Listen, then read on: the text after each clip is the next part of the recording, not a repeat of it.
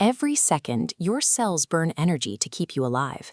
That metabolic furnace produces a highly acidic exhaust. Without a mechanism to neutralize it instantly, the proteins inside your cells would literally start to twist, unfold, and break apart in a corrosive bath. Aerobic cellular metabolism generates roughly 15,000 millimoles of volatile carbon dioxide every single day. If that volume of gas simply dissolved into your bloodstream, it would form enough carbonic acid to cause multi-organ failure within hours.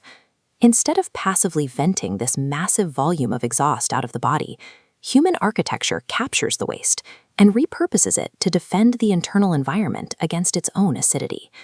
The engine driving this process is carbonic anhydrase, a specialized zinc metalloenzyme.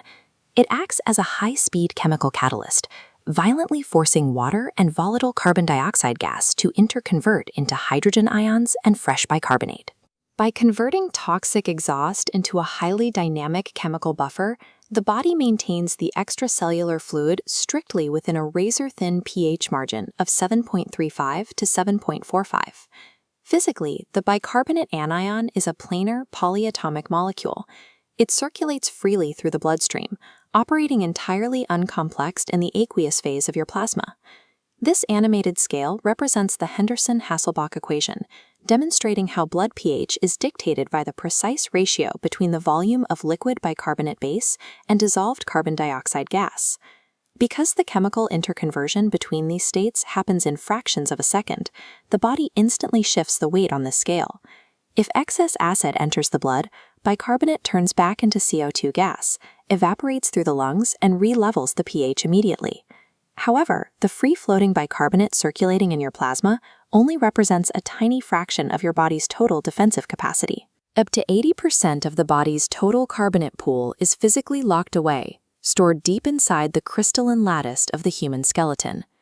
During periods of severe chronic acid stress, specialized cells called osteoclasts activate. They literally melt down the bone matrix, extracting stored calcium carbonate to deploy it as an emergency buffer. The biological architecture prioritizes chemical neutrality above all else. It willingly sacrifices its own structural skeletal integrity to prevent the blood from turning to acid. Managing this complex chemical shield requires a massive multi-organ network. It begins with the lungs, which act as the rapid-release clearance valve, exhaling the volatile carbon dioxide gas to manage minute-to-minute fluctuations. The kidneys handle the heavy manufacturing and reclamation. The tiny filtering units in the kidneys process 4,500 millimoles of bicarbonate every single day. Allowing that filtered mass to escape into the urine would cause a lethal acidosis by the afternoon. Inside the kidney tubule, specialized pumps trade a red proton into the urine to pull filtered blue bicarbonate back into the blood. To replace destroyed reserves, the distal nephron breaks apart glutamine, synthesizing brand new bicarbonate from scratch. This manufacturing process even extends beyond human cells.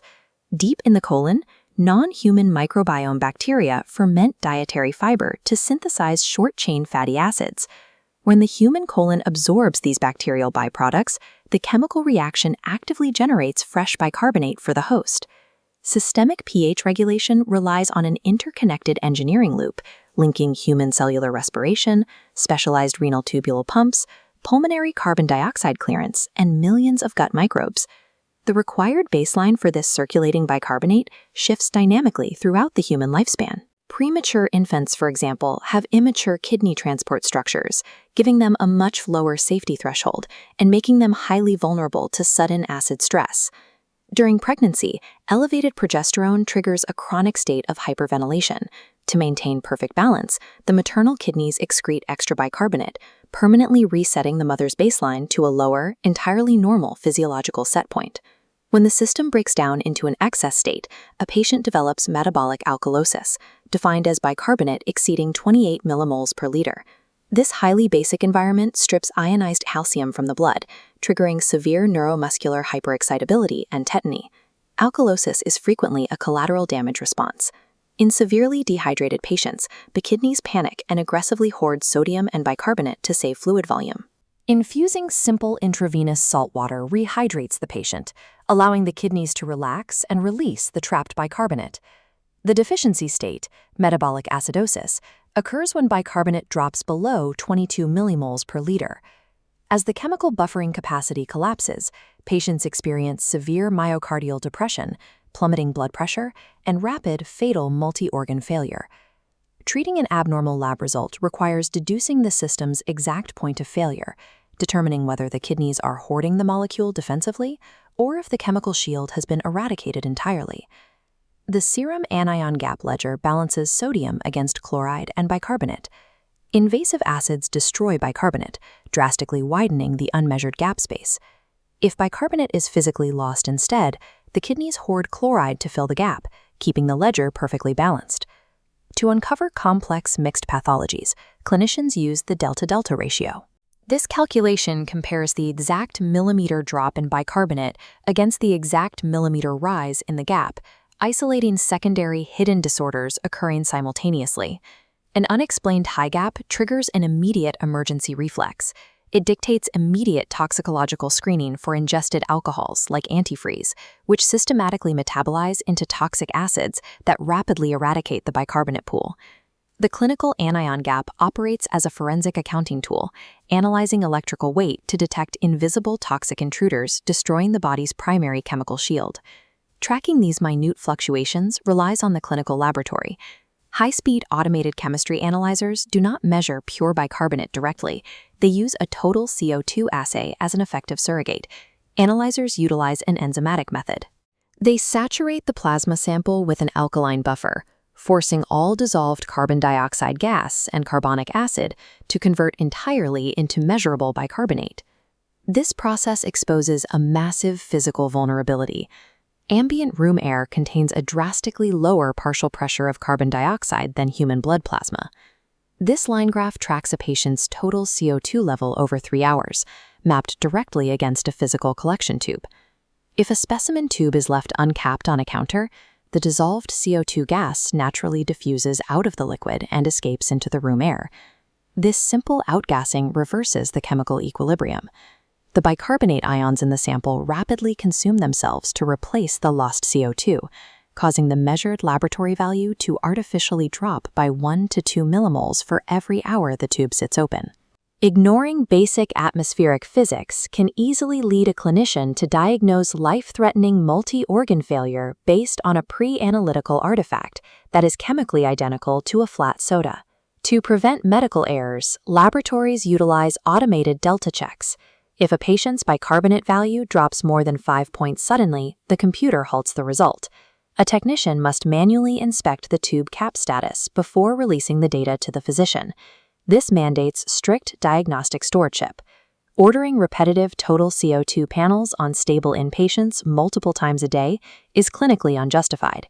It drastically increases the risk of treating pre-analytical environmental noise instead of treating the actual patient. Even when a severe acidosis is genuine and life-threatening, treating it presents a counterintuitive challenge. Rapidly infusing a concentrated sodium bicarbonate IV directly into the patient's veins is highly dangerous. This split-screen diagram of the cell membrane illustrates the crisis. When rapid IV bicarbonate is infused into the bloodstream, it instantly crashes into the excessive acid, violently generating massive, dense waves of fresh carbon dioxide gas alongside the charged bicarbonate ions. The uncharged volatile carbon dioxide gas easily penetrates the lipid membrane and floods deep into the cells. The infused bicarbonate molecules, however, carry an electrical charge. They bounce off the cell membrane and remain trapped in the bloodstream. Inside the cell, that massive wave of carbon dioxide converts directly back into acid. The physician has fixed the blood numbers on the monitor, but triggered a paradoxical intracellular acidosis that literally suffocates the patient's tissue from the inside out. The human body is a highly kinetic, tightly balanced architecture. Blindly treating a number on a page without understanding the specific thermodynamic physics driving it will routinely cause the exact destruction the treatment intended to prevent.